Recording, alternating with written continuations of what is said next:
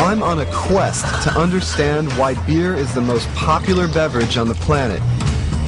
We've seen how it's made, which holds important clues to beer's timeless mystique, but also its surprising influence. Beer changed history. Because as grains ferment, the levels of B vitamins and amino acids increase. Together with ingredients like barley, hops, yeast, chocolate, and even coconut. These ingredients and grains combine to make beer more than a beverage. It's a meal. Some historians think beer's versatility as a meal compelled the first brewers, the Sumerians, to give up their nomadic hunting and gathering, to become the world's first agricultural society. And remember how the pilgrims went AWOL when they ran out of beer? They weren't just missing their favorite ale. Vitamin-rich beer was like food on long voyages. So when the beer ran out, they were starving. Today, some chefs are cooking up a full diet of beer. Beer infuses 90% of the dishes at the Public House Pub. I can feel the heat coming off of this thing. I have a special on the menu. It's a roasted elk chop.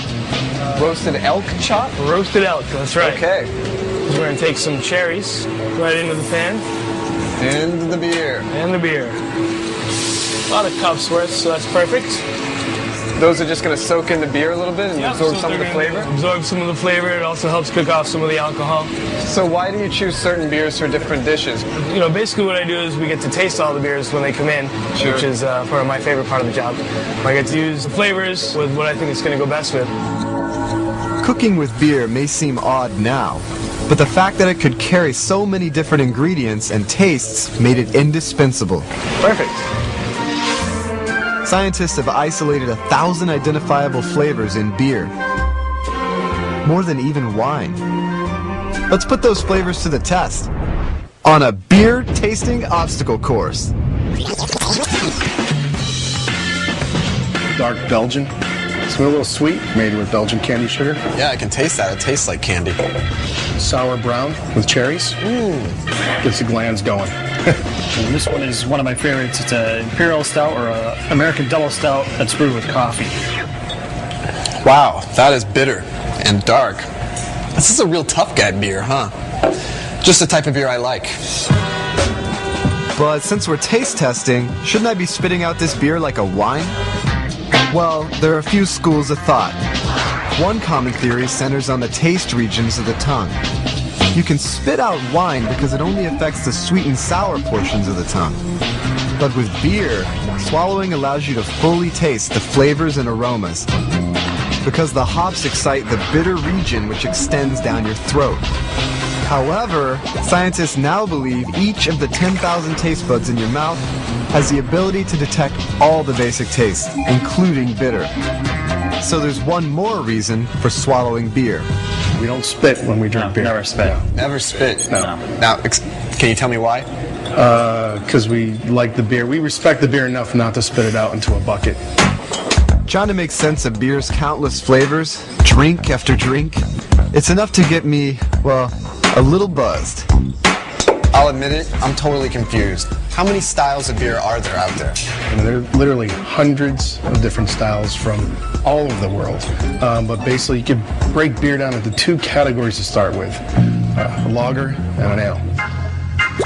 So the entire beer universe can be whittled to just two categories, ales and lagers. The only difference? A microorganism. Ales are brewed with a top fermenting yeast strain at warmer temperatures, while lagers are brewed with a bottom fermenting yeast at colder temperatures. So basically, brewing an ale or lager comes down to different kinds of yeast. But which wins the popularity contest? Beer buyers have spoken. Craft brewers and foreign importers brew up most of the ales for a smaller but dedicated following. But lagers dominate. About 90% of America's beer drinkers buy lagers like Coors, Miller, and Bud. To meet that demand, you have to brew big. real big. And they do it in facilities like this. This is one of 27 Anheuser-Busch breweries. It churns out over 3 million barrels of beer every year. How much? 175 times more beer than the craft brewers at Smutty Nose.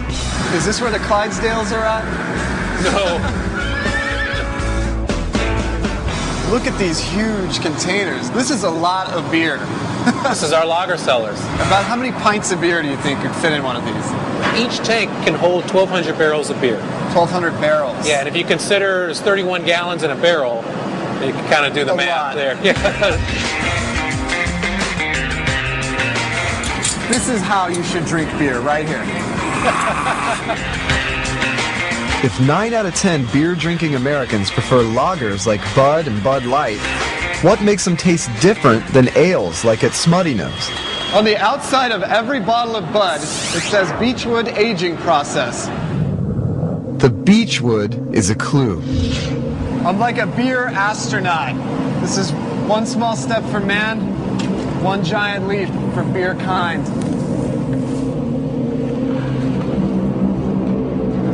It's called the bazooka. Its mission, firing the beechwood into the tanks. And it's our job to spread it around. Remember, yeast sinks in lagers. In this case, right onto the beechwood. Does the beechwood affect the taste of the beer at all? No, not directly, but it has a huge impact on the maturation of the beer. I have journeyed into the belly of the silver whale and seen what mysteries lie inside. The beechwood is only there so that the yeast can grow on it. And instead of adding any flavor, it allows the yeast to not absorb any flavor at all. But this chilly cellar may still unlock the secret to lagers' taste dominance. Because lagers, like Bud, are cold fermented, which brews up a smoother, milder beer than ales. Which may explain why lagers dominate, and why Bud supplies half of the 200 million barrels of beer Americans drink. But it brings up another big mystery. We focus on taste. We focus on the consistency of the beer. So it's got to taste good. It's got to taste the same no matter where you go. That's right. This one Anheuser-Busch plant in New Hampshire pops out nearly 60,000 cases of bottles a day, filling 12,000 bottles a minute. And that's not including the daily output of 100,000 cases of cans. And this is just for New England. There's 11 more Busch plants like this in the US, 1 in the UK, and 14 in China. With that much beer being produced, how do they make sure every beer tastes exactly the same?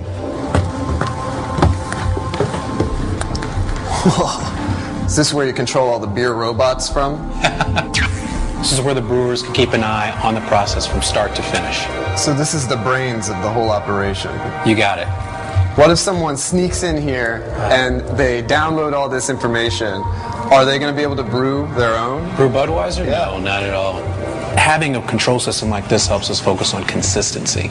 From right here with computer precision, you're able to make sure that everything happens the same every single time. That's so right. that you get the same beer at the end of the process. That's right. Our recipes are hard-coded into the process, and we don't tinker with those. What's your favorite beer? Oh, Budweiser is my favorite beer. You didn't Without even pause question. before you said that. Without question. Hey, guess what my favorite TV show is? What's that? The Worst. Yeah. But the computers don't have the final word. So this is the final step. No This more is. machines, no That's more right. computers, just the beer and people. That's right. Now, this is sensory analysis. Everything that can possibly come in contact with the process is tasted first. Even the waters, all the way through. You want to see if I've got any taste? Yeah, why don't we start with the waters? Cool.